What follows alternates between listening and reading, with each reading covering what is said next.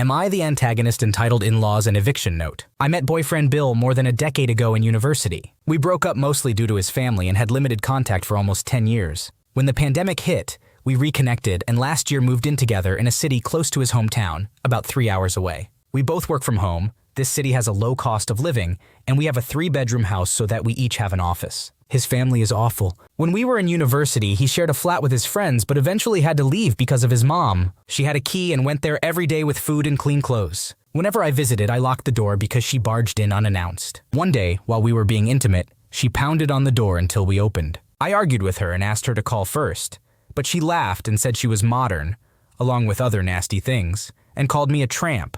First time I heard that name, by the way. I was fed up with her insults and some other ugly things that happened before, so I said some bad things as well. His dad and sister-in-law, were also constantly calling and dropping by, and sister-in-law even stole money and crashed Bill's car. We got back together because Bill explicitly told me he was almost non-communicative with them. They begged for us to spend Christmas with them, saying they are old, etc. In the end, we agreed to spend Christmas Eve with them. They live about 3 hours away, so I drove there and Bill drove back. I refused to stay overnight. All was well at first.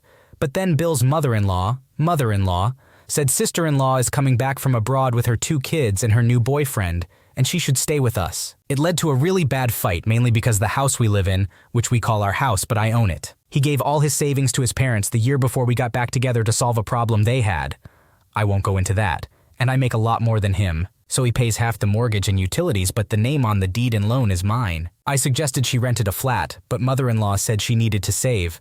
So I guess they assumed they could live here for free. I said there was no way his toxic sister, her 2 kids, and a guy I don't know would move in. His mom flipped, said we have the space and live in the city, so it's better for sister-in-law as they are old and need peace and quiet. My boyfriend was quiet the entire time, and I was furious. We left, argued a lot, but Bill said he agreed. 2 days ago, he tells me his sister will arrive on the 19th, and we should consider letting her stay for a month or 2. Needless to say, we argued until morning. I had to go to the office yesterday, and when I arrived, he had a sofa bed in his office. I mean, what the FCT? He said it's his house too, and I said I was clear from the start that I wanted no contact with my in-laws, and so did he. This is where I may be the asshole. I was so mad that I printed a standard eviction notice, giving him 30 days to leave. I was signing it when he came into my office. He left to a friend's house, hasn't called, and I cried myself to exhaustion. I love him. He is so kind, funny, and sweet, but I can't live with them. Was I an asshole to give him the eviction notice? Giving him an eviction notice without discussing it further might not have been the most effective way to handle the situation. It would have been better to have a calm and open conversation with him about your concerns and possible solutions. That being said, it seems like there are deeper issues in your relationship regarding boundaries and communication. It might be helpful for both of you to seek couples counseling to work through these issues and find a resolution that works for both of you. In the future,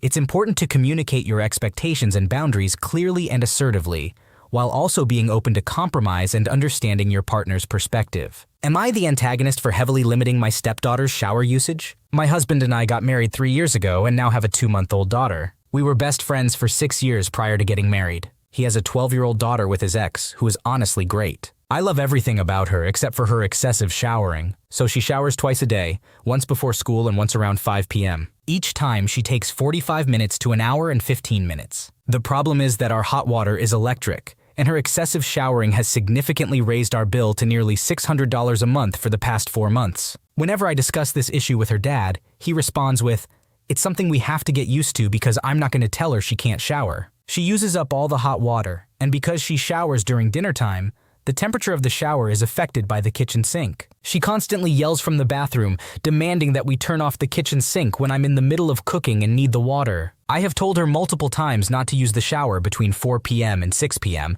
so I can cook and do the dishes, but she always forgets or gets extremely angry, causing tension in our house. She insists on showering right that minute because she feels gross. This situation is making me resentful because there have been instances when I tried to bathe our daughter or myself or do the dishes, and there was no hot water available. My husband also showers twice a day, once before work and once right after work. He gets home at 6 p.m. He also complains about the lack of hot water when he arrives, but he never confronts his daughter about it. Recently, my husband's work hours were cut in half due to the company's financial difficulties. So now, 80% of the financial responsibilities fall on my shoulders, as I own my own business. Previously, it was a 50-50th split. I told my husband that since I am now paying significantly more than him, I refuse to continue paying such a high amount for electricity. Therefore, both he and his daughter will be limited to one shower per day and for no longer than 30 minutes. I informed his daughter about this as well. However, both of them called me controlling and disregarded everything I said. They continued to shower twice a day for 45 minutes or longer. Frustrated with the situation, I left and told them to figure out how to cover all the expenses. Currently, I am staying at my mom's place with the baby. My husband thinks I'm being unreasonable because I left them in a difficult time just because I want to control their showering. However, that is not the case. They are financially burdening me and I refuse to tolerate it any longer. After paying all the bills, I barely have $200 left each month. And I have a baby who needs diapers. It's unfortunate, but I have only been able to shower twice myself since my daughter was born because of them. I either bathe my daughter or properly bathe myself. And I need to bathe the baby because she is chubby and gets things stuck in her rolls, leading to rashes. Additional information.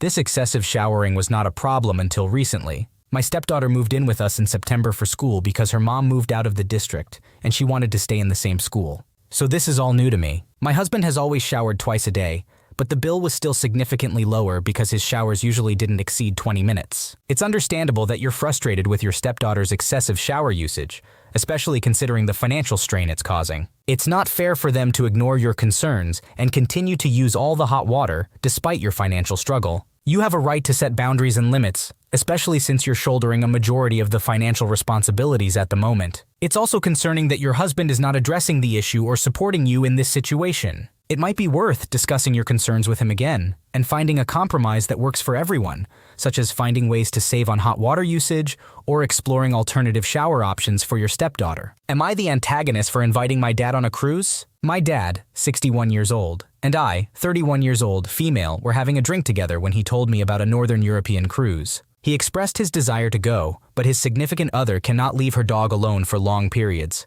a senior dog who refuses to eat if she's not at home. He suggested that I consider going on the cruise. After looking into it, I realized it was a great opportunity to visit countries I've always wanted to see, but the deal required purchasing 2 tickets. I tried inviting friends, but none of them could afford it or get time off work. So I asked my dad if he would be interested in going. This was something we had discussed when I was a teenager, so it felt like a perfect opportunity. He needed some time to ask his significant other for permission, and time passed. About a week later, he called me and said that he could indeed go on the cruise. I was thrilled. We started planning for excursions and other activities. Then, another week later, when I was picking him up for a doctor's appointment, he told me his significant other changed her mind. She didn't want him to go on a trip she also wanted to go on but couldn't. She stated that couples shouldn't take separate vacations, and if he went, they would have to reconsider their relationship. Can I just say what the hell? Over the next couple of weeks, my dad would text me about how he was trying to calm her down and discuss the situation, indicating increasing tension at home. This made me feel guilty for initiating all this. Now I'm hurt, angry, and guilty, so I decided to cancel the trip.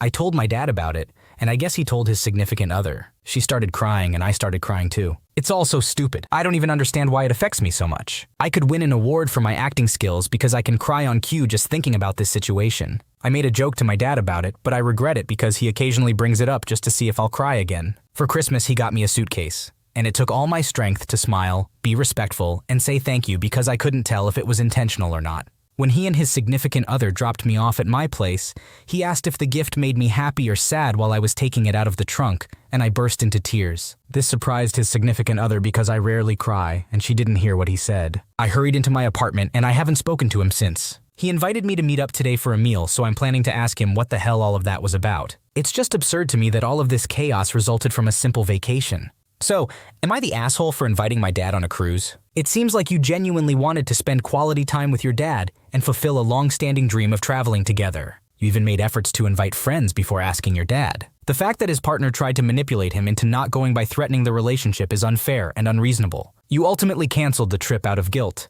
but it's important to communicate with your dad about how you feel and what has transpired. It's understandable that this situation is causing you distress and confusion, but you are not the one responsible for the emotional turmoil caused by your dad's partner. Am I the antagonist for telling my cousin to stop hijacking her sister's pain? My cousin Tammy is 34 years old and has always had a desire to be the center of attention. Given this, I'm not sure why I was expecting anything different. But given the circumstances, I would have figured she would tone it down. Her sister, not blood relation to me because they have different fathers, is 22 years old, and she just gave birth to her son, who unfortunately was born still. It was very unexpected. There were no pregnancy complications and everything was going perfectly. But during her last scan, his heart simply stopped while they were in the middle of the ultrasound. She gave birth 3 days later after being induced. As a mom myself, I cannot imagine the pain and suffering. Her going a full 3 days knowing her baby was gone before she was able to birth him is so heartbreaking. Now, when she actually went into labor, she struggled immensely. Mentally, she was not in it, which was making the process harder, I'm sure. At some point, the doctor asked my cousin to hold her sister's leg back to help the process. Since then, my cousin has been over the top trying to steal her sister's pain, posting on Facebook that it was the worst day of her life and how she is so heartbroken, posting pictures to her Instagram with her and the deceased baby with captions saying, "My loss of you will never be forgotten. I miss you already, my beautiful boy." It's to a point where people are asking her when she got pregnant, thinking the baby is hers, and those are the only people she doesn't respond to. So she never clarifies to anyone that this is actually not her baby at all. She does, however, respond to everyone saying, "OMG, I'm so sorry for your loss." I do understand she has grief. That's not even a question. But she's riding her sister's pain and depriving her sister of the resources she needs to heal. Well, I offered to make her sister dinner and bring it over to her, and her sister asked if she could come to my place because being near her son's nursery was too hard. I, of course, said yes. She got a ride from my cousin. They invited over a few other family members of theirs. Totally fine. Every single time anyone hugged this girl or told her how sorry they were, etc., my cousin would start the waterworks. How do you think I feel? I delivered my nephew dead. I'm not okay. Eventually, I was beyond fed up and pulled her aside and told her to stop hijacking her sister's pain and that this isn't about her. I told her to stop claiming she delivered that boy because she didn't. She held her sister's leg, which is common. I told her she was being selfish as hell, and if she didn't stop, she could leave because she's sickening me. I also told her that I understand she's in pain too, but that does not compare to her sister's pain at all. She ended up leaving immediately after that, stating that I'm an ignorant piece of work to think she's not feeling this pain as deeply as her sister is, and that she hopes I never know this pain. I do know this pain. I watched my mom go through it when I was 16, but it was my mom's pain, not mine. So am I the asshole here? Your cousin's behavior is inappropriate and insensitive. While it's understandable that she might feel some grief and pain, she is crossing the boundaries by making her sister's loss about herself. By exaggerating her involvement in the delivery and posting attention-seeking messages on social media, she is taking away from her sister's grieving process. You were right to call her out and ask her to stop. It's important to prioritize your sister's needs during this difficult time. Your cousin's reaction, accusing you of being ignorant and hoping you never experience this pain, shows her inability to see how her actions are affecting her sister.